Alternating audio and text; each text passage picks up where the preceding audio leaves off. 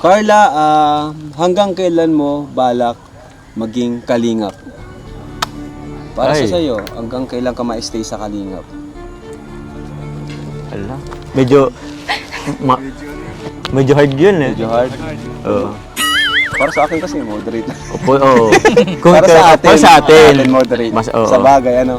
Pero Oo. kay Carla, ikaw Carla, gaano, ino lang naman, kung gaano katagal mo balak maging sa atin, yung samahan natin, gano'n, or mag-stay sa kalingap Oo. community. Kasi Parang di ganun. natin alam yung baka may plano ka mag-ibang Oo, bansa baka- or ano. ganun. Pwede ka, sige. Ikaw. Hindi po kasi. Sabi ko po gusto ko rin maging, sama sa inyo. Maging isang charity vlogger. Ay! Ang galing, ang galing. Oo. Kasi sinabi ko rin sa kanya na sa susunod or sa mga pagtagal-tagal ng panahon, pwede rin siya mag-vlog. Kasi may okay. potential siya mag-vlog talaga. Like Rachel.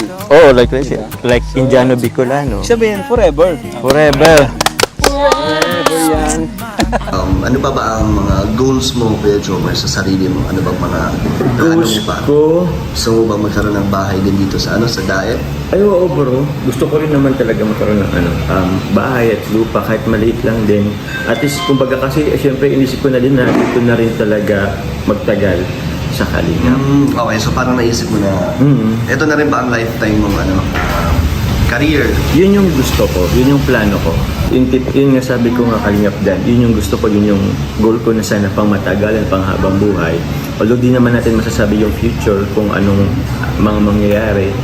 Pero yun, gusto ko magtagal dito sa Kalingap.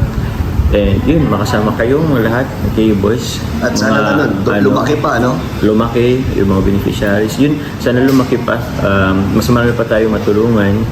And yun. Okay, so nakikita mo na yung sarili mo na ito na yung pangmatagalan mo. Oo, bro. Gagawin sa iyong buhay. Hindi ka naman mapapagod. Kasi nakakapagod din yung ginagawa Nakakapagod natin. siya. Araw-araw tayo nagdadrive. Nakapagod siya bro. Maalis, di ba? Nakapagod siya. Pero Masaya. masaya.